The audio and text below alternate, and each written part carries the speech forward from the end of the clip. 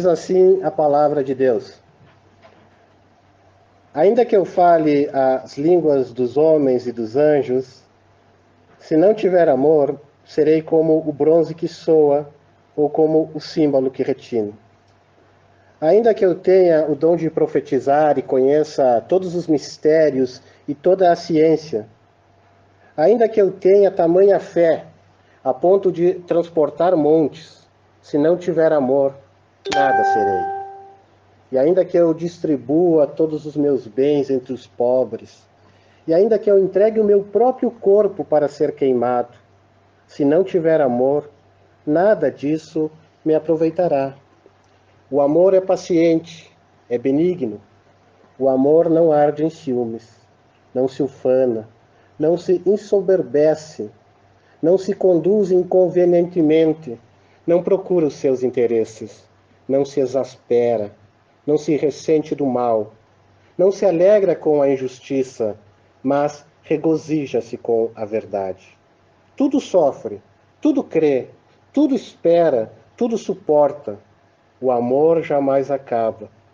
Mas havendo profecias, desaparecerão. Havendo línguas, cessarão. Havendo ciência, passará. Porque em parte conhecemos e em parte profetizamos. Quando, porém, vier o que é perfeito, então o que é em parte será aniquilado. Quando eu era menino, falava como menino, sentia como menino, pensava como menino. Quando cheguei a ser homem, desisti das coisas próprias de menino, porque agora vemos como em espelho, obscuramente. Então, veremos face a face. Agora conheço em parte, então conhecerei como também sou conhecido. Agora, pois, permanece a fé, a esperança e o amor. Estes três, porém, o maior destes é o amor. Vamos nos dirigir a Deus em oração. Senhor nosso Deus, Pai de nosso Senhor e Salvador Jesus Cristo, te damos graça, Pai, pela leitura da Tua Palavra. Te damos graça porque o Senhor nos fala através dela. Te agradecemos, Senhor, a presença de cada irmão aqui na igreja. E pedimos, Senhor, que prepares o nosso coração e a nossa mente para que possamos receber a Tua mensagem. Pedimos a orientação do Teu Santo Espírito para que possamos compreender e interpretar corretamente a Tua Palavra. E queremos colocar a Tua Palavra em prática, Senhor. E queremos que toda a honra e toda a glória seja dada a Ti, pelos méritos do nosso Senhor e Salvador Jesus Cristo. Amém. Pode tomar assento. Irmãos, esse texto que a gente encontra em 1 Coríntios capítulo 13 é uma verdadeira poesia do apóstolo Paulo. É uma poesia de amor. Mas não é uma poesia de amor destas que a gente encontra nos grandes gênios da literatura universal. Uma poesia de Dante, Shakespeare, Camões e tantos outros poetas. Porque estes poetas da literatura universal escreviam inspirados em suas musas, inspirados em suas amantes, inspirados em suas paixões de juventude. O apóstolo Paulo, ele escreveu inspirado divinamente. Escreveu inspirado pelo Espírito Santo. Escreveu inspirado pelo próprio Deus. Portanto, os escritos do apóstolo Paulo são incomparavelmente superior a qualquer outro escrito meramente humano. Porque esse texto que acabamos de ler, ele tem o selo de ser a Sagrada Escritura. Ele tem a assinatura de ser a Palavra de Deus. Geralmente eu começo as minhas exposições tentando estabelecer o contexto da nossa passagem em questão. Hoje há uma causa mais urgente e que deve receber atenção antes mesmo do próprio contexto. Que causa urgente seria essa? É definir o significado da palavra ágape, que é a palavra que aparece no original grego e que é traduzida para a nossa língua pela palavra amor. E eu quero defender o ponto de vista que essa é a melhor tradução, a palavra amor, porque alguns dos irmãos devem saber que traduções mais antigas, tanto da Almeida em português, quanto da Reina Valera em espanhol, traduzem a palavra ágape pela palavra caridade. E como eu disse, eu entendo que a palavra amor é uma definição melhor do que a palavra caridade. Porque qual é o significado da palavra caridade? A gente entende por caridade, de uma maneira imediata e popular, que a caridade é o ato de dar esmola aos pobres, é o ato de ajudar os mais necessitados e até mesmo o ato de nutrir pensamentos elevados sobre uma determinada pessoa. Quando alguém te faz um elogio e tu responde, é muita caridade sua, são seus olhos. A caridade, nesse sentido restrito, se praticado de maneira sincera, é, claro, uma expressão do amor.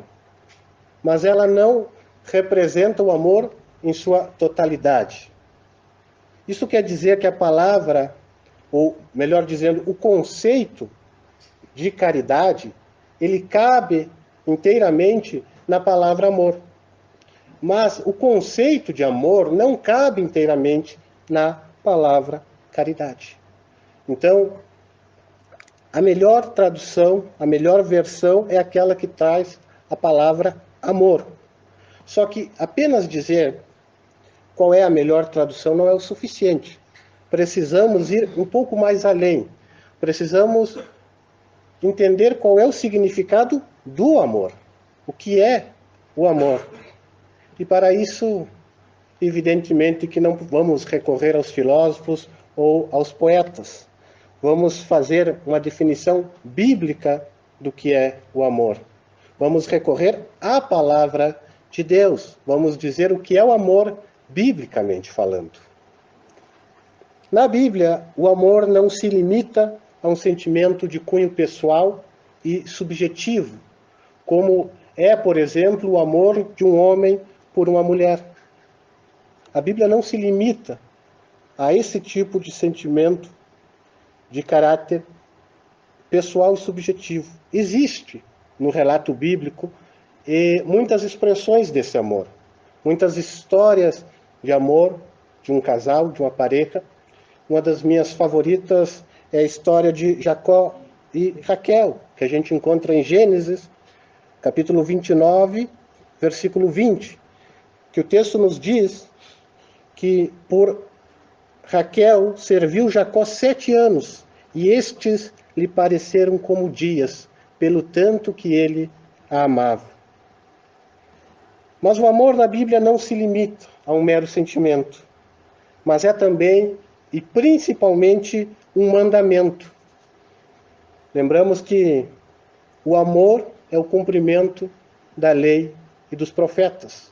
Tudo aquilo que diz a lei e os profetas se cumpre na lei do amor. E aqueles que praticam a lei do amor, naturalmente, praticam com amor a lei de Deus. Qual é o primeiro mandamento? Amar a Deus acima de todas as coisas. O segundo mandamento, amar o próximo como a si mesmo. Mas o amor na Bíblia vai muito mais além ainda do que os próprios mandamentos.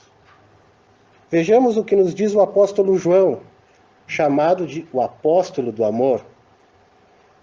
João, em sua epístola, 1 João, capítulo 4, versículos 7 e 8, nos diz: amados, amemos uns aos outros, pois o amor procede de Deus. Aquele que ama é nascido de Deus e conhece a Deus. Quem não ama não conhece a Deus, porque Deus é amor. Nestes versículos aprendemos basicamente 3 coisas que vai nos ajudar a entender o que é o amor na mente do apóstolo Paulo ao escrever o texto de 1 Coríntios 13. A primeira dessas coisas é que o amor essencialmente procede de Deus. Se não procede de Deus, não é amor. Pode ter aparência de amor, mas não é amor. É um sentimento corrupto que se corrompeu, um sentimento falso, não é amor. Se não está em harmonia com os preceitos de Deus, se não está em harmonia com a natureza de Deus, se não reflete aquilo que Deus quer para o seu povo, não é amor. A segunda coisa é que o amor está ligado ao conhecimento de Deus. E isso é uma coisa proporcional. Quanto mais a pessoa conhece a Deus, mais ela ama. E quanto mais ela ama, mais ela conhece a Deus. Em última análise, a terceira coisa que aprendemos aqui é que o amor é uma pessoa. A pessoa do próprio Deus. O apóstolo diz, porque Deus é amor. Não é que ele seja amoroso, Deus é amor.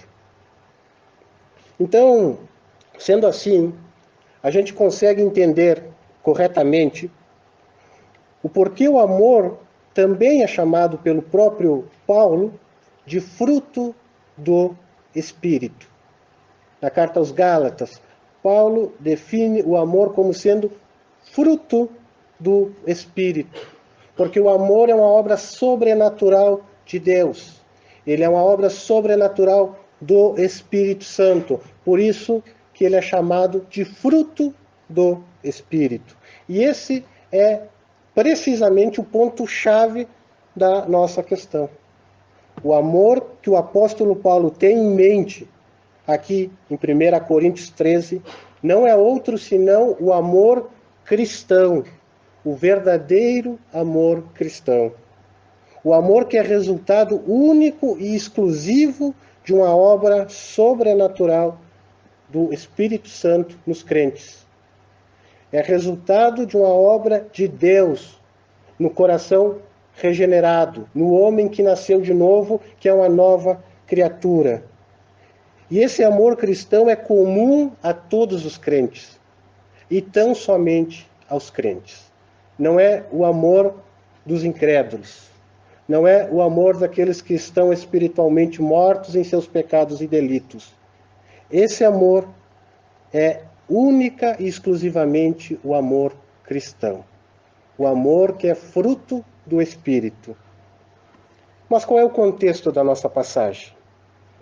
O contexto é importante. O texto bíblico tem que ser sempre interpretado à luz do seu contexto. O último versículo do capítulo anterior, do capítulo 12, pode nos levar a entender qual é o contexto. Inclusive, alguns intérpretes, comentaristas, sugerem que a parte final deste último versículo deveria fazer parte do capítulo 13. Lembrando que os capítulos e os versículos eles não estão no texto original. Eles foram acrescentados depois, a fim de que se pudesse melhor estudar o texto sagrado. Então, o versículo 31 do capítulo 12 nos diz: entretanto, procurai com zelo os melhores dons, e eu passo a mostrar-vos um caminho sobremodo excelente. Essa é a introdução que Paulo faz para chegar ao capítulo 13, para escrever esta poesia que lemos no começo. Ainda sobre o contexto da igreja de Corinto, não era uma igreja que tinha problemas em relação à doutrina e principalmente em relação à falta de dons. Era uma igreja doutrinariamente correta e que tinha todos os dons espirituais. Paulo não faz nenhuma crítica sobre doutrina, porém repreende os irmãos de Corinto pela falta de amor entre irmãos. Lembrando que a igreja de Corinto sofria muito com a indisciplina. Embora fosse uma igreja que tivesse uma boa teologia, fosse uma igreja que entendia e conhecia a doutrina, era uma igreja que não tinha uma boa prática. Tinha irmãos discriminando a outros irmãos, tinha irmão entrando na justiça contra outros irmãos, tinha casos de imoralidade, de uma pessoa que teve relações íntimas com a mulher do seu próprio pai, havia problemas em relação à ceia do Senhor, havia muitos problemas práticos na igreja de Corinto. E também, naturalmente, um abuso, um uso errado dos dons espirituais. Tanto é assim que o texto de 1 Coríntios 13, ele está precisamente entre dois capítulos, entre o capítulo 12 e o capítulo 14, que estão falando sobre os dons extraordinários do Espírito Santo. O que Paulo está fazendo aqui em 1 Coríntios 13, entre esses dois capítulos que ele está falando dos dons espirituais, é abrir um parêntese para mostrar um caminho mais excelente. Para mostrar um caminho mais excelente em comparação aos dons extraordinários do Espírito Santo. Porque o amor cristão, o verdadeiro amor cristão, ele é superior aos dons espirituais. Essa é a introdução que o apóstolo Paulo faz até chegar esse texto. E essa foi a introdução que eu entendi que seria necessário fazer antes da gente interpretar o nosso texto. Que o amor cristão, o amor que o apóstolo Paulo está falando, é esse amor cristão, é esse fruto do Espírito. E claro, o contexto ele está relacionado diretamente com os dons espirituais. Chegamos então ao nosso texto e lemos novamente o versículo 1, que nos diz: ainda que eu fale as línguas dos homens e dos anjos, se não tiver amor, serei como o bronze que soa ou como o símbolo que retine. A língua dos homens aqui é muito provável que seja uma referência direta ao dom de línguas, porque está dentro do contexto. Os dois capítulos que estão imediatamente antes e imediatamente depois, está falando num contexto de dons espirituais. Só que na Bíblia, o dom de línguas ele aparece pela primeira vez no livro de Atos, no capítulo 2, num dia de Pentecostes, na descida do Espírito Santo, há a manifestação deste dom, e também aparece de maneira muito especial aqui na Epístola aos Coríntios. Já a língua dos anjos é o que chamamos de hipérbole. O que é uma hipérbole? É um artifício da linguagem que faz um exagero proposital. Ele faz um exagero com ênfase para ilustrar um determinado assunto. Biblicamente falando, não podemos afirmar que existe uma língua angelical, que existe uma língua que seja de fato a língua dos anjos. Até porque, ao longo do relato bíblico, os anjos sempre que falaram, eles falaram em línguas humanas. Sempre que os anjos falaram, eles se fizeram entender. As pessoas entendiam o que os anjos estavam falando. O anjo Gabriel, quando fala com Maria, e o anjo do Senhor, quando fala com José, em virtude do nascimento do menino Jesus, eles falam em línguas que Maria e José entendiam. Eles falam em línguas humanas. O anjo que anuncia a ressurreição de Cristo, a Maria Madalena e a outra Maria, igualmente fala em uma língua que elas compreenderam. Portanto, falaram em línguas humanas. E é digno de nota que nós, reformados, não cremos na doutrina pentecostal sobre o dom de línguas. Primeiro, porque ela não tem base bíblica. Segundo, porque ela não tem base histórica. O que é o dom de línguas na Bíblia? Definindo assim, em linhas gerais. O dom de línguas, ele consiste no ato da pessoa falar de uma maneira milagrosa uma língua estranha. Mas estranha em qual sentido? No sentido de ser uma língua estrangeira, ou seja, um idioma estrangeiro. A pessoa fala de maneira milagrosa um idioma estrangeiro que ela nunca estudou antes. Então ela fala em línguas estranhas, que não são línguas que ela conhecia antes, e que ela está falando de uma maneira milagrosa. E eu disse que a doutrina pentecostal ela não tem fundamentação histórica, porque apesar de, hoje em dia, ser a grande maioria das igrejas no meio evangélico, eles não têm mais do que 100, cento e poucos anos dentro da história do cristianismo. Então, estamos falando de um movimento micro dentro de uma história de 2000 anos, de uma história macro. Então, é um movimento que não tem base bíblica e, ao mesmo tempo, não tem uma base histórica. É muito recente, embora tenha crescido muito nas últimas décadas. Mas o objetivo de Paulo aqui, no versículo 1, é demonstrar que, ainda que pudesse falar todas as línguas humanas, e até mesmo se pudesse falar a língua dos anjos, se caso isso fosse possível, se ele pudesse falar todas essas línguas humanas e dos anjos, ainda assim, se ele não tivesse amor, tudo isso seria em vão, seria inútil. E ele usa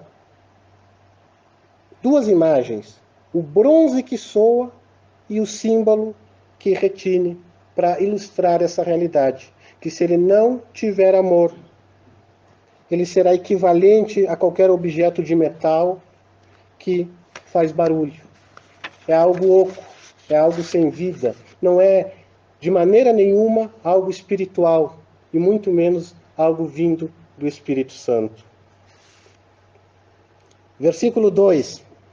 Ainda que eu tenha o dom de profetizar e conheça todos os mistérios e toda a ciência, ainda que eu tenha tamanha fé a ponto de transportar montes, se não tiver amor, nada serei.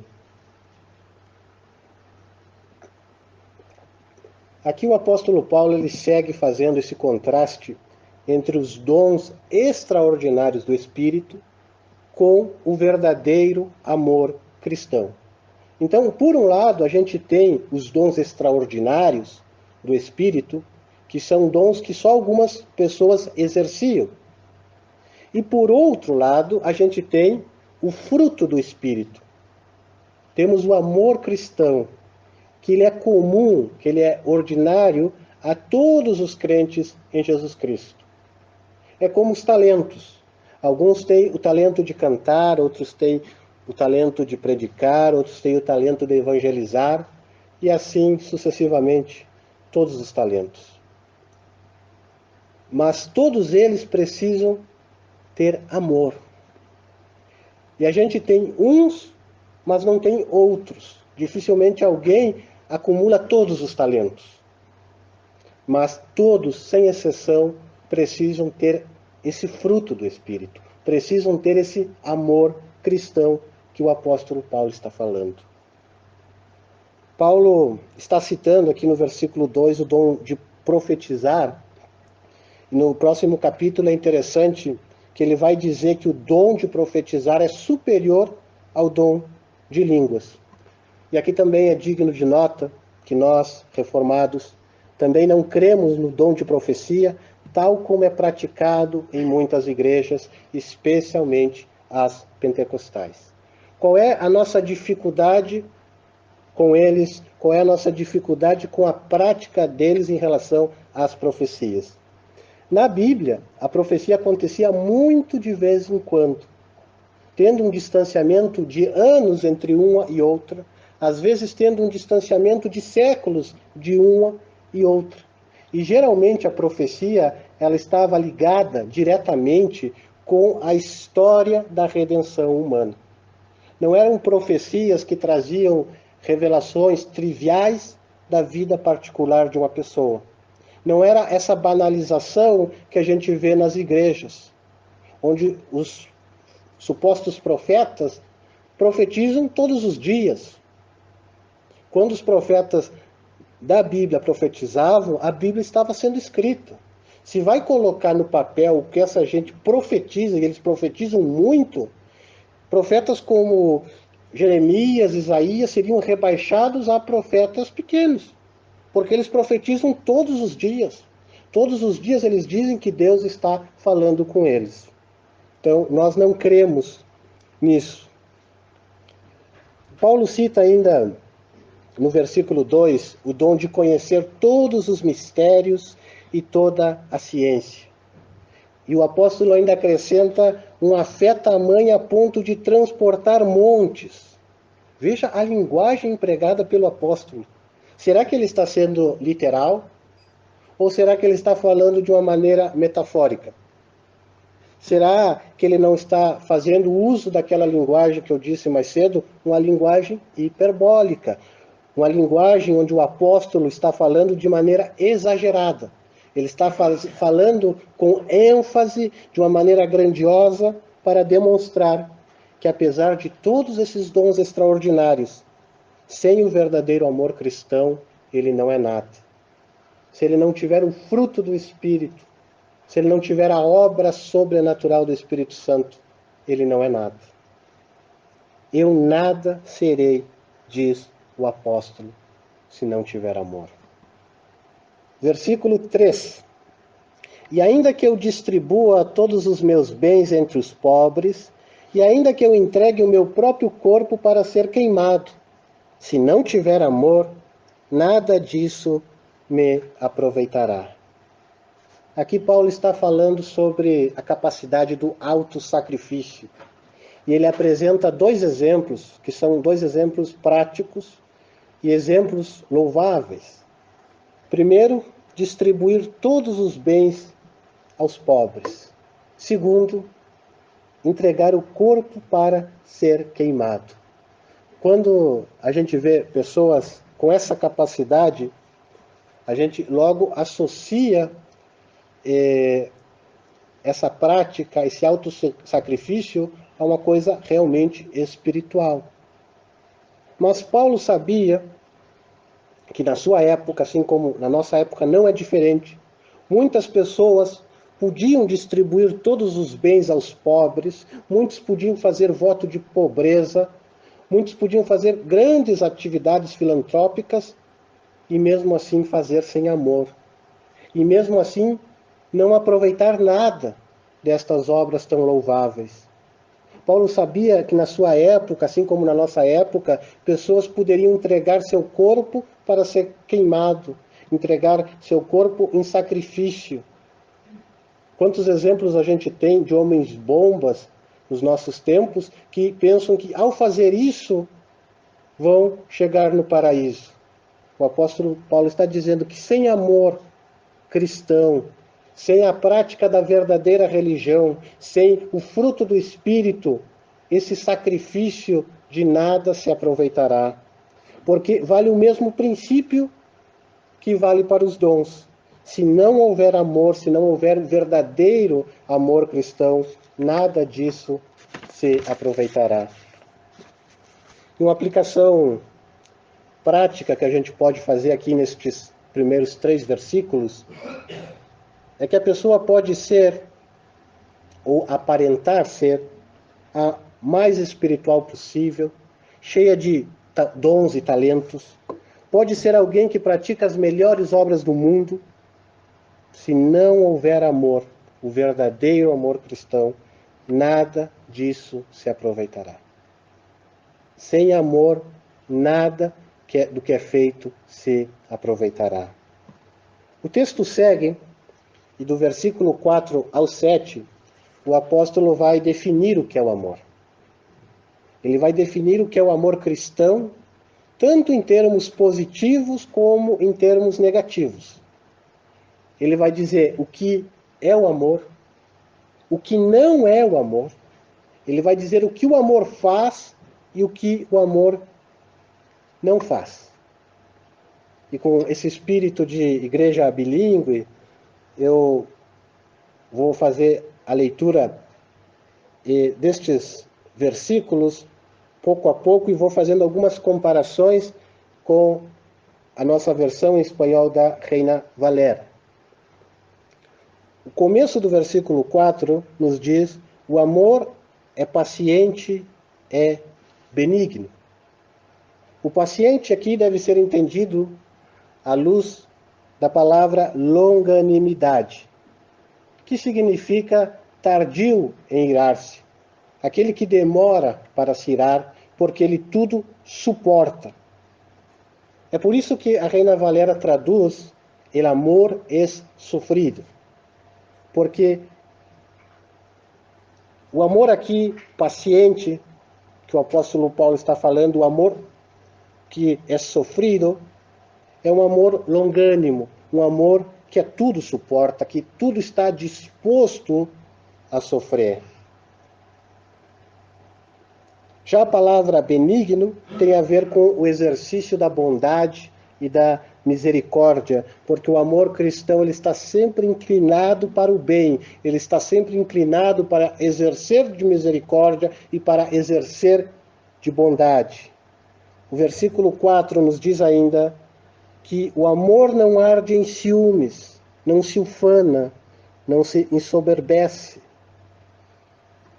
A Reina Valera traz uma tradução, no meu entender, mais precisa ainda, ao dizer que o amor não tem envidia. Isso quer dizer que o amor cristão, ele não cobiça, ele não tem ciúmes, ele não tem inveja daquilo que pertence ao próximo, daquilo que não lhe pertence. Ele não vai ter ciúmes ou inveja da casa de um irmão, nem da família de um irmão, nem das bênçãos que chegam a outro irmão. Porque o amor cristão, ele sabe viver contente com aquilo que Deus lhe deu. E não só isso, mas ele sabe se alegrar com aquilo que Deus dá a outros. Porque ele não sente ciúmes, ele não se ufana, ele não se ensoberbece. A Reina Valera nos diz ainda: el amor no es jactancioso. O espanhol eu sei que não está dos melhores. Ou seja, o amor não se ufana, ele não se ensoberbece, ele não é arrogante, ele não é vaidoso, ele não é prepotente, ele não é cheio de si mesmo. O amor cristão, ele anda de cabeça erguida, porém ele não anda de nariz empinado, como se fosse melhor do que outros. Porque ele sabe que ele é tão pecador quanto aqueles outros. A única diferença é que o cristão sabe que foi redimido graciosamente por Deus e o Senhor Jesus Cristo. Portanto, o amor cristão ele está associado com a humildade. Um amor que não está associado com a humildade não é o amor cristão.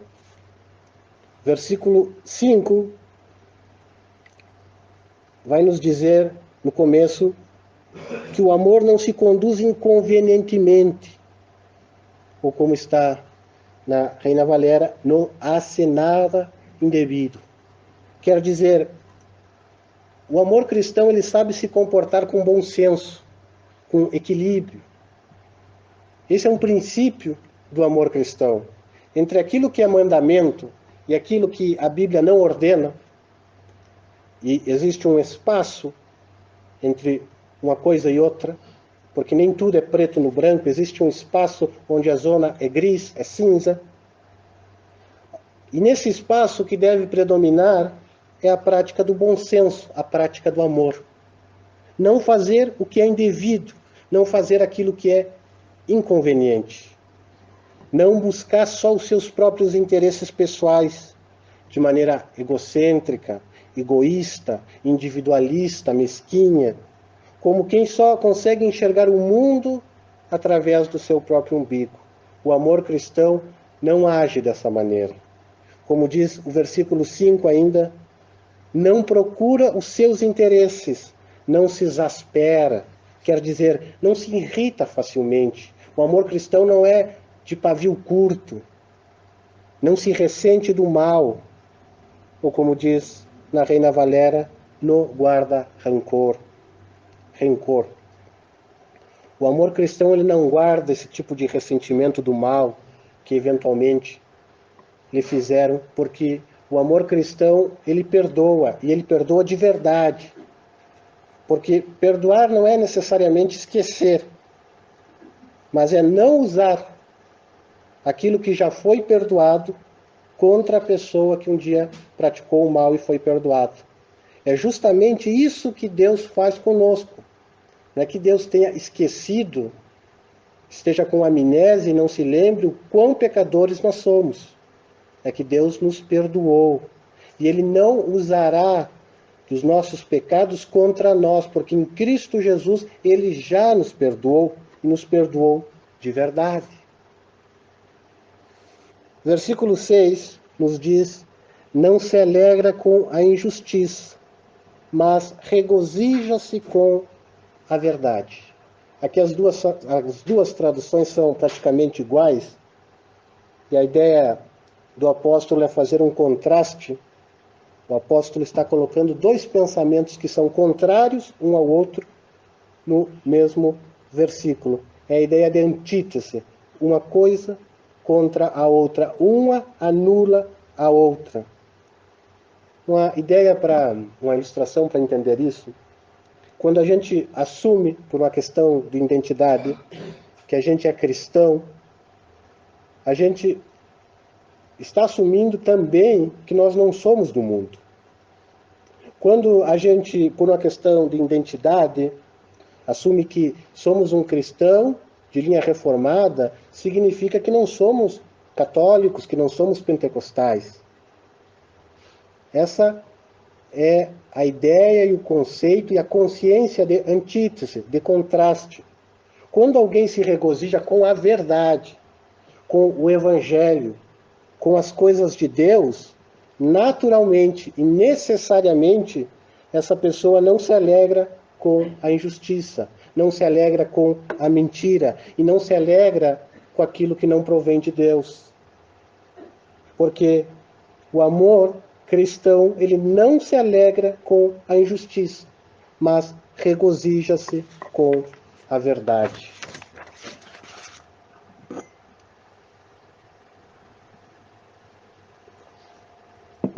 Versículo 7. Tudo sofre, tudo crê, tudo espera, tudo suporta. Aqui também as traduções são muito semelhantes.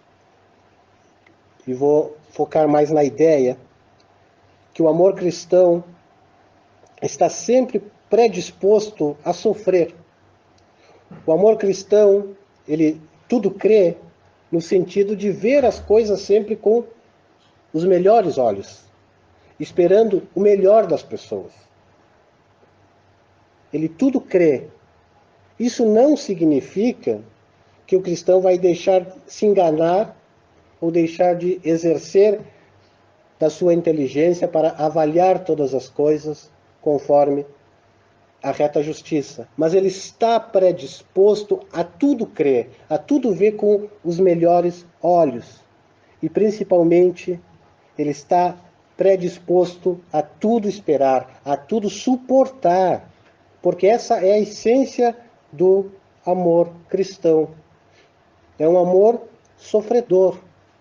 Por isso, é tão contraditório ver em placas de igreja a frase "pare de sofrer". O chamado ao evangelho não é um chamado para que as pessoas parem de sofrer.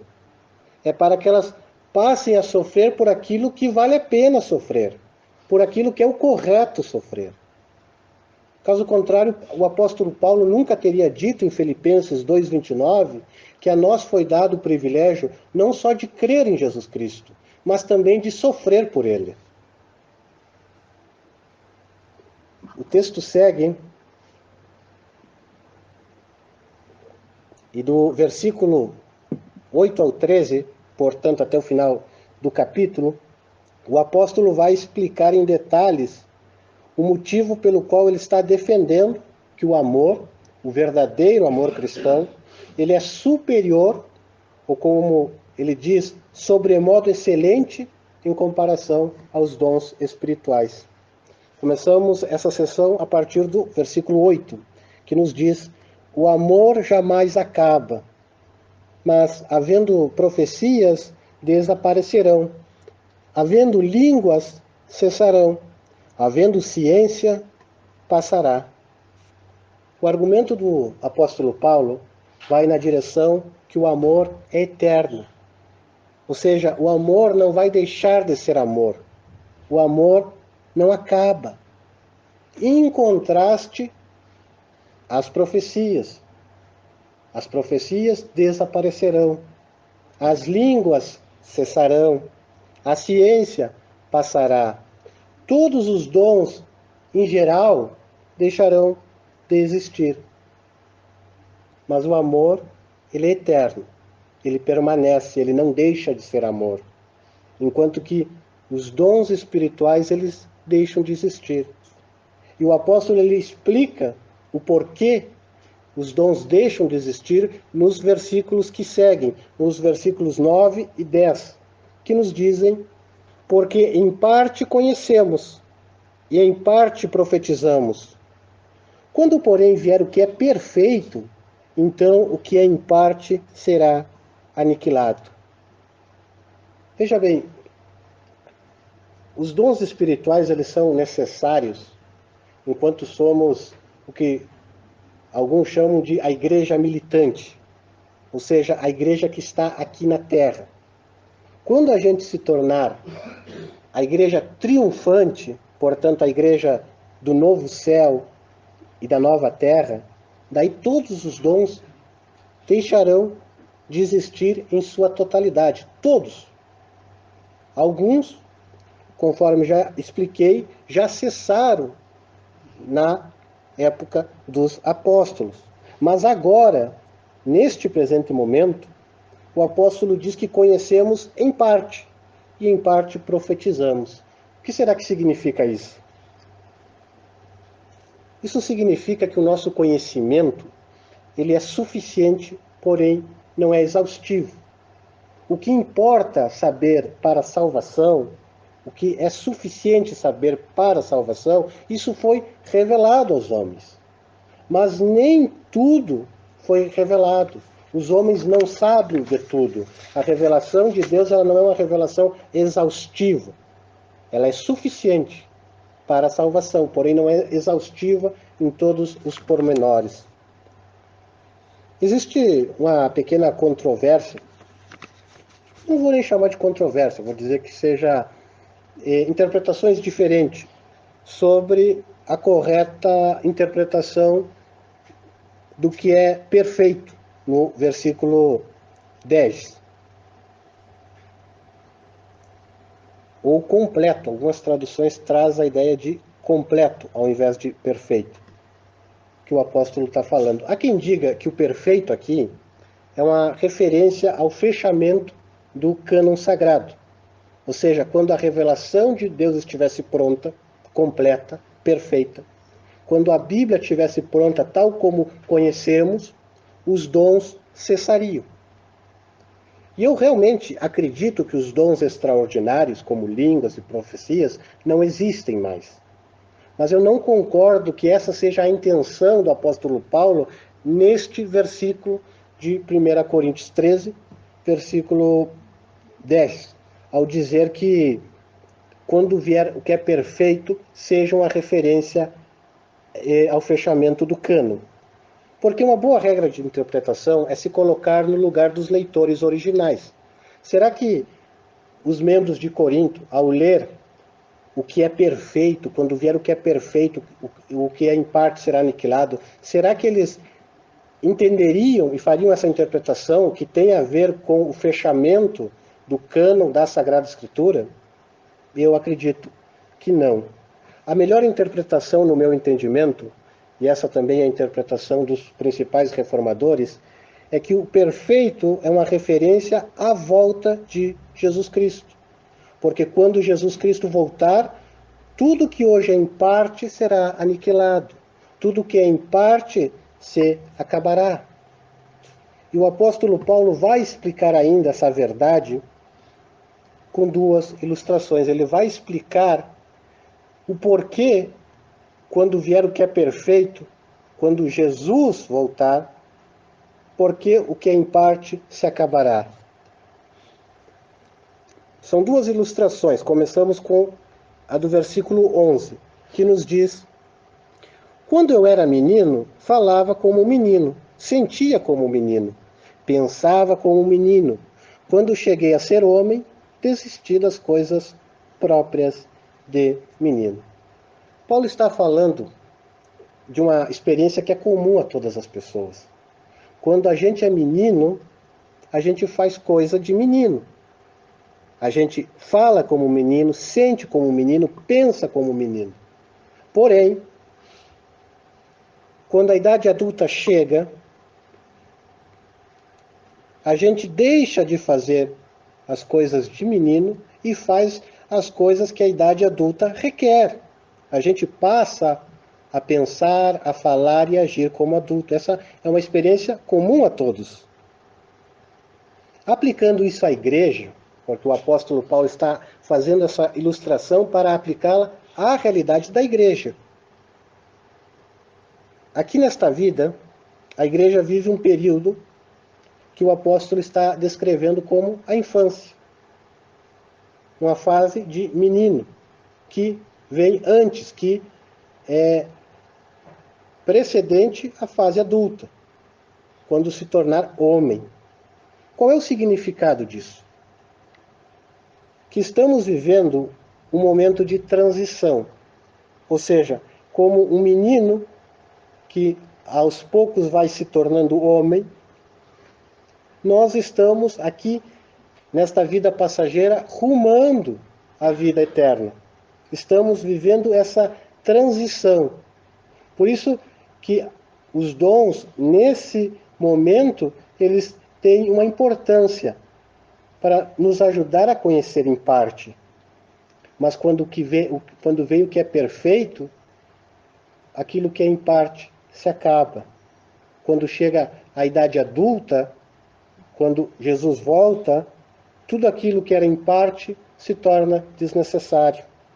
O versículo 12, a segunda ilustração, Paulo diz: porque agora vemos como em espelho, obscuramente, então veremos face a face.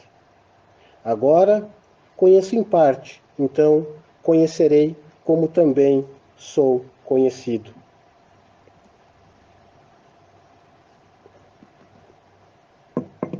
Aqui a gente precisa entender as palavras do apóstolo Paulo conforme a realidade vivida pelo apóstolo Paulo e pela realidade vivida pelos leitores originais do apóstolo Paulo. Porque se a gente não levar em consideração o contexto histórico que eles viveram, a gente pode fazer inferências anacrônicas ao texto. A gente pode, com conceitos que a gente tem hoje, interpretar equivocadamente o texto. O espelho que o apóstolo Paulo menciona no versículo não é o mesmo espelho que existe na nossa realidade. Não é o mesmo espelho no sentido de eficiência. O reflexo do espelho daquela época era outro.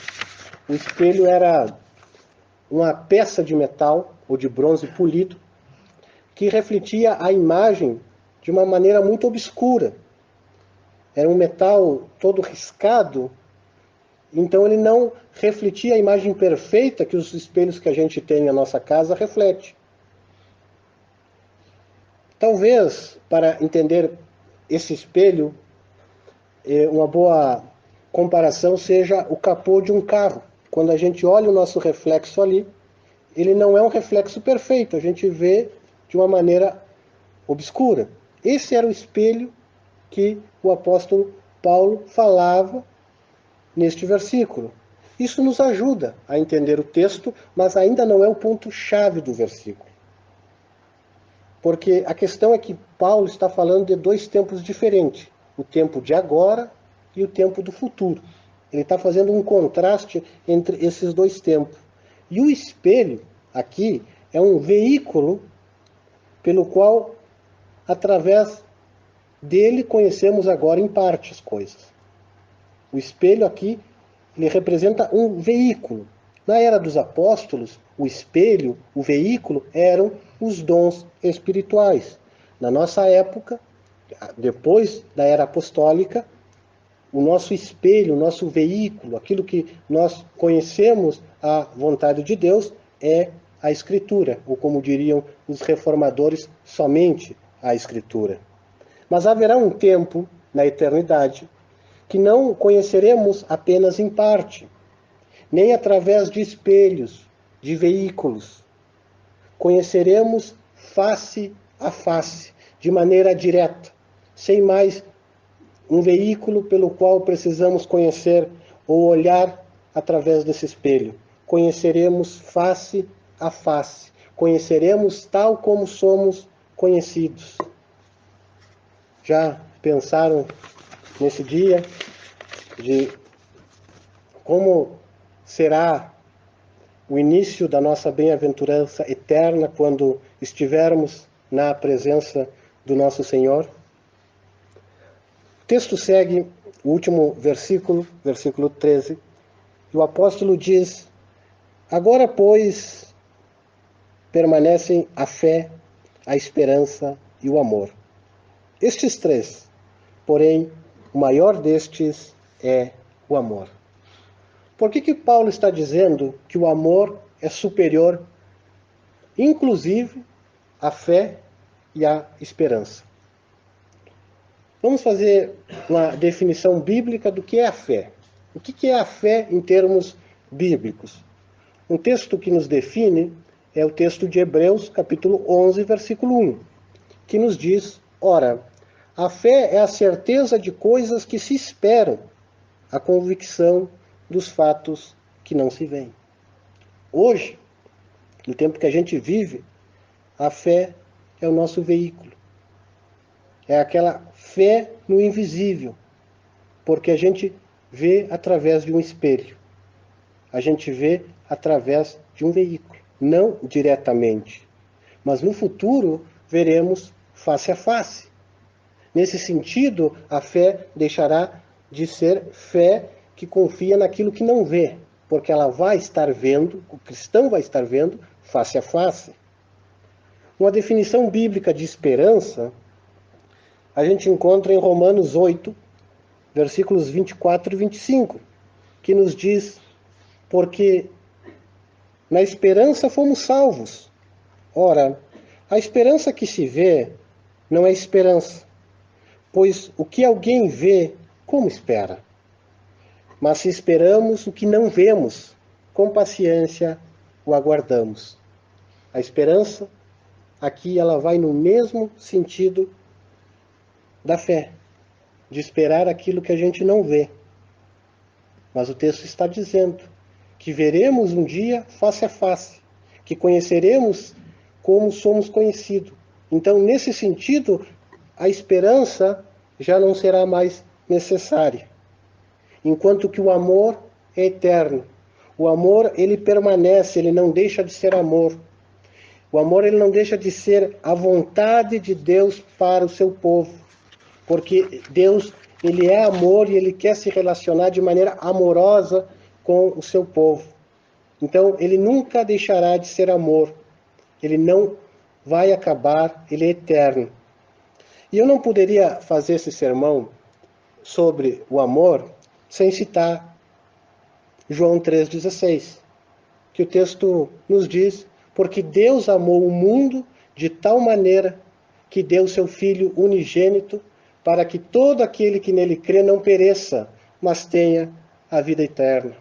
Também não poderia deixar de citar as palavras do próprio Senhor Jesus Cristo em João 15:3, que ninguém tem amor maior que este, de dar a alguém a própria vida em favor de seus amigos. Também não poderia deixar de citar uma famosa frase de John Stott, uma frase que já repeti algumas vezes aqui na igreja: se você quer saber o que é o amor, não vá ao dicionário, vá ao Calvário. Olhe e contemple a cruz de Cristo no Monte Calvário, no dia que o amor amou, com amor sacrificial, com um amor sem reservas, com um amor gracioso, com um amor imerecido, com um amor perfeito, com um amor que leva o Rei dos Reis a se humilhar e a sofrer toda sorte de vergonha, com um amor que leva o que é santo ser tratado e condenado como maldito, com a morte maldita de cruz. Com um amor que leva o Senhor Jesus Cristo a morrer em nosso lugar naquela cruz, ao morrer para pagar o preço dos nossos pecados. Como definir esse amor em palavras? Como cantávamos mais cedo, talvez não lembre precisamente os versos, que se todo o mar fosse tinta, e que o céu um grande papel, e todo homem um escritor, como se expressaria o amor de Deus? Esse amor vai além e excede o nosso entendimento. O que eu sei que eu posso dizer é que se nós amamos a Deus, é porque Ele nos amou primeiro. Porque não fomos nós que escolhemos a Deus, foi Ele que nos escolheu. E a Bíblia diz, antes da fundação do mundo. Ele nos escolheu e nos predestinou em amor.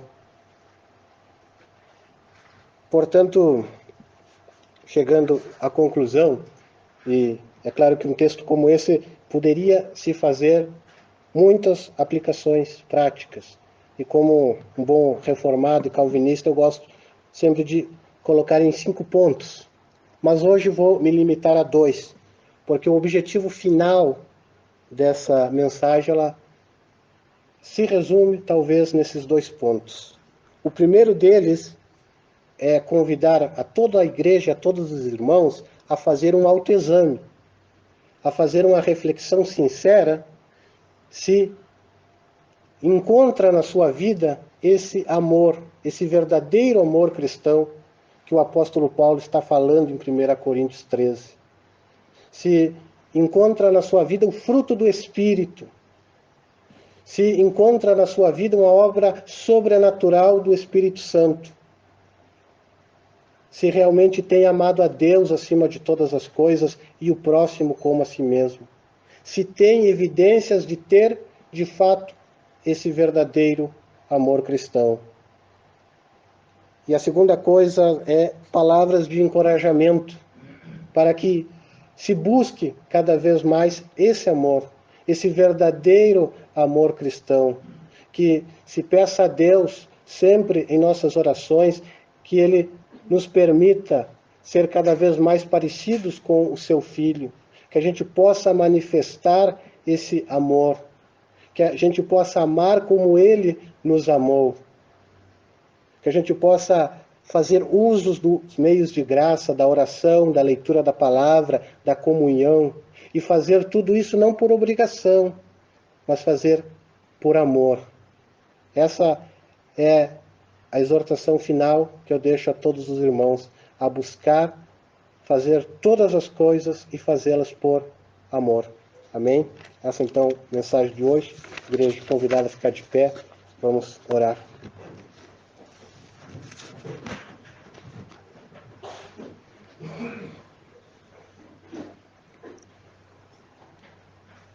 Senhor nosso Deus, seguimos em Tua presença, ó Pai, neste momento para dizer que Te amamos, ó Deus. Queremos Te agradecer porque só Te amamos porque o Senhor nos amou primeiro, porque o Senhor foi até aquela cruz para pagar os preços de nossos pecados. Senhor, seremos eternamente gratos e queremos passar a eternidade contigo, em comunhão, para expressar esse amor e viver em amor, como é a tua vontade para teu povo. Enquanto isso, Senhor, pedimos a tua graça para que a gente possa viver conforme a tua palavra, viver na lei do amor, te amando acima de todas as coisas, amando ao próximo como a nós mesmos, sabendo que Nos falta muito para parecermos com o teu Filho amado Jesus Cristo. Nós pedimos a tua graça de sermos fiéis, a tua graça de perseverarmos até o fim. Senhor, tudo isso te pedimos em nome do nosso Senhor e Salvador Jesus Cristo. Amém.